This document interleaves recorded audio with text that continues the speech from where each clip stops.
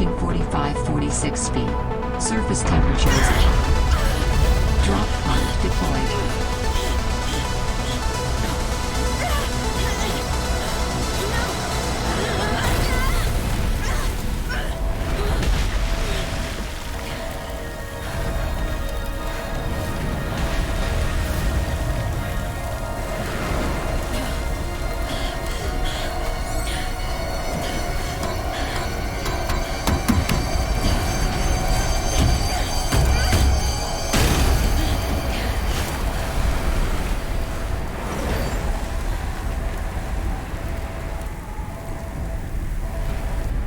Welcome to 45-46 feet. Enjoy your... Can you really enjoy your stay on such a cold planet after crash landing on it? Perhaps. With enough determination and titanium to build your own underwater resort. Sadly, you can't build a hot tub, but you can warm up in the hot piss pools with the penguins, which is at least half of what all the water parks I've been to offer. Of course, today we're talking about Subnautica Below Zero, which is an underwater survival exploration game, and much like the previous title, I would say this game's main focus is on exploration. However, there have been some changes. Much like the first game, the music is fantastic, setting an excellent tone as you explore this cold and now familiar world. The music has a variety of upbeat, relaxing tracks for the lighthearted shallows, while also having eerie tracks that put you right on edge in the dark depths. Unlike the first game, I rarely found any dead air where I found myself reaching for my own music. The rest of things you'll be hearing will be much like Subnautica, with each of the tools having pretty simple yet appropriate sound effects, and the same old bonking sound of banging into stuff with your ships. There's also the new addition of some ice-breaking sound effects, which sounds like it's breaking right out from under you, which only ruined a couple pairs of my pants. The Leviathan sounds are pretty similar, but there are new Leviathans and they look great. In fact, the game all around looks great. It's possible it got a resolution uplift, but the art style is certainly locked in. The designers are so capable of making something recognizable while also being alien.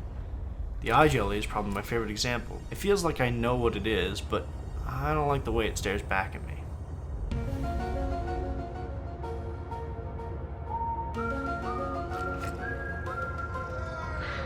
The gameplay has seen some changes as well. The good old survival mechanics haven't changed much, still some good old meters to fill, but this time there's a new bar to keep track of. Temperature. That's right, you have to be hot to play this game, but you should bring a jacket just in case. As you are on a frozen world, the surface isn't comfy at all, bringing snow, hail, and wind to chill you right to the bone.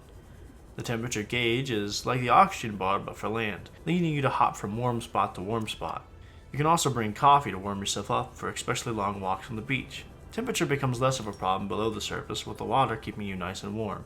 While walking on the surface isn't new since there was some in Subnautica, there's quite a bit more of it in Subnautica Below Zero.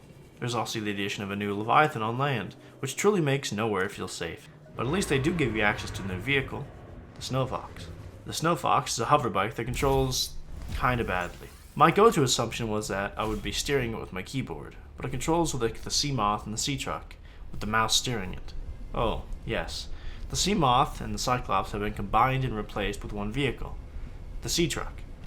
In the beginning, the Sea Truck is functionally indifferent from the Sea Moth, being a fast, hyper-depth vehicle. But then you get access to the modules, which essentially are trailers you attach to the back of the Sea Truck. You extend its cab and its usefulness. I also found myself running into a lot less fish in the vehicles, which makes me feel less like a living, breathing, and swimming PETA violation. Though I will say, outside of the vehicles, it feels like the fish are less lively and reactive to you. My guess is they slowed them down because the characters slowed down. The prawn suit does make a return, and it feels like I got it quite a bit sooner, which made me realize something that I should have brought up in the first review. The prawn suit doesn't let you switch the arms while you're in it, which led me to just not using most of the arms, because it was inconvenient to have to get out and switch them. Even if I could just switch between the basic arms and the new ones without getting out, I'd be happy. I will say they buffed the movement of the prawn suit, making it feel more like a powerful exosuit I was sold, though I certainly do miss the Cyclops. The Sea Truck is better at going through smaller caves and caverns, which Below Zero has much more of. In fact, the game feels smaller all around. The speed at which you travel is reduced between the games to cope with the decreased map size. Subnautica Below Zero is just shorter than Subnautica. While it is a survival game with plenty of beautiful flora and terrifying fauna to see, the actual story takes less time to beat, which is a real shame because I found this game's story to be more interesting than the first. Without giving any spoilers, I found Subnautica's story to be pretty straightforward.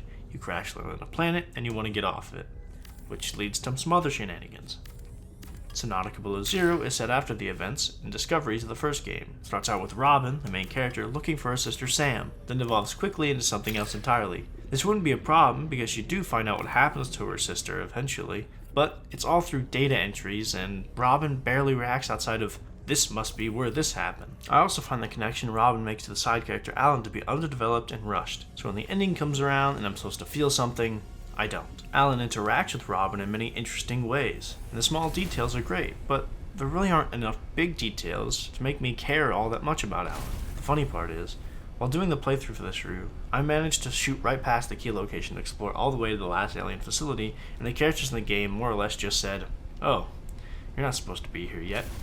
Overall, the gameplay of Subnautica Below Zero is another banger from Unknown Worlds Entertainment, with beautiful and fun exploration that even lets you go vegan.